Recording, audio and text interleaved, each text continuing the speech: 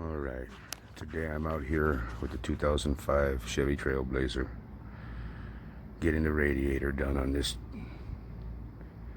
What I did already so far was pop the grill off. In doing so, I noticed that somebody has done this kind of work before.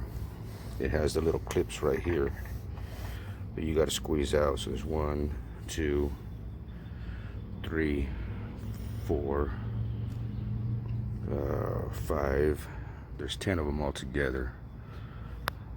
Somebody has done this before. That's how I could tell, because these were already broken off, and I was wondering why the grill was loose over the lights. So it came out pretty easy since it was already broken. So next thing I did was loosen up this crossbar, took out the 2 bolts on this side. They were 1/2 inch. 2 bolts on this side. Well, actually they were 13 millimeter, but 1/2 inch worked as well. And number 10 to take it off, slid right out of the black brackets right there. So the next step, what I'm gonna do is I'm gonna go ahead and disconnect the fan connector here for the clutch. Got a bolt here, another one on the other side right here. Those are number 10s, so I'm going to take that out. That'll loosen up this fan shroud. You can see the transmission coolant hoses right down here are connected to the side, so I'll be getting those off. Before I do that part, I gotta get up underneath the vehicle and let's see if I can show you. They connect in here, have these little clips that you can use a screwdriver to get out. Then you want to cap them off. Once I do that, I should be able to move those back out of the way. I'm going to take this little plate off right here that has 2 13 millimeter bolts, so that way they'll move back a little farther. And then what I'm going to do is get the shroud lifted up from, let's see, where's it at? This little clip here on both sides where it seats in the radiator, the shroud, I guess. I'm going to pull those up, move the shroud back. I have the coolant hoses disconnected. Then from there, next step would be to drain the water. Unfortunately, on these 2005 Trailblazers, there's no way to drain the water other than disconnecting this bottom hose. I'm gonna have to get you a pan to catch your antifreeze from there.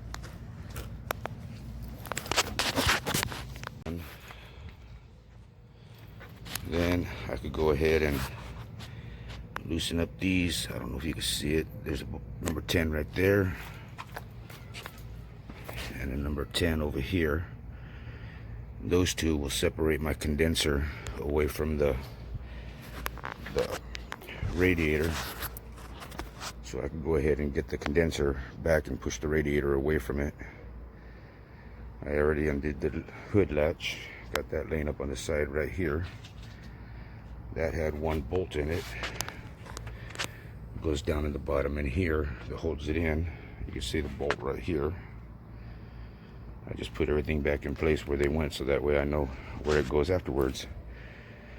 But I'm gonna go ahead and get the shroud and everything taken back, get the radiator ready to pull out, and I'll be right back. All right, I'm back. I got the radiator out. This is the old one. Funnest part is, this is the part that, the side that goes to the front of the vehicle. These little clips here are where your condenser set in. So what I did was I got in the bottom, pushed up on the condenser, and pulled those pieces out. So you can see here I got it all opened up. Clutch is still on there, fan is still on there, everything is in place, so I didn't have to remove none of that. So what I'm going to do is I'm going to go ahead and get it cleaned up in there, get my grommets back in the bottom of the hole on that one, and get the new radiator and start putting it in.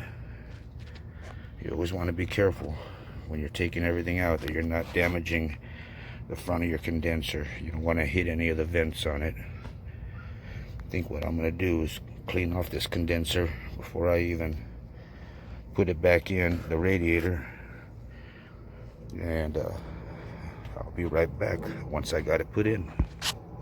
Now there is one thing I want to show you when you replace a radiator on this vehicle.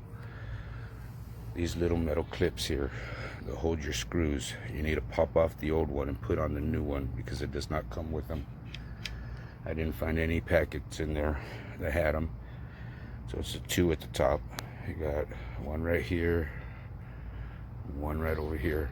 So you're gonna have to take those off and put them on the new radiator. One thing I did notice, the new radiator has a little spout to be able to drain it. So next time I have to do a antifreeze change, I don't have to worry about disconnecting the bottom hose like I did with this OEM one. This one does not have a little spigot to open to be able to drain your radiator. So that's one advantage. You see how this radiator has been hit and damaged, so I got to be careful putting this new one back in that I don't damage any of the louvers on it. So I'm gonna go ahead and get it put in, and I'll be back with you again. All right, I'm back again. So here we are, finished product. New radiator is in there. Everything's put back together.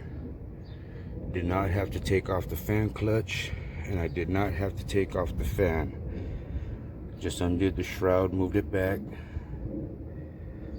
took off this cross member right here, the latch for the hood, and I was able to pull the radiator straight up. So if you want to do it a little bit easier way, where you don't have to turn around and pull off the fan clutch, there is an easier way of doing it.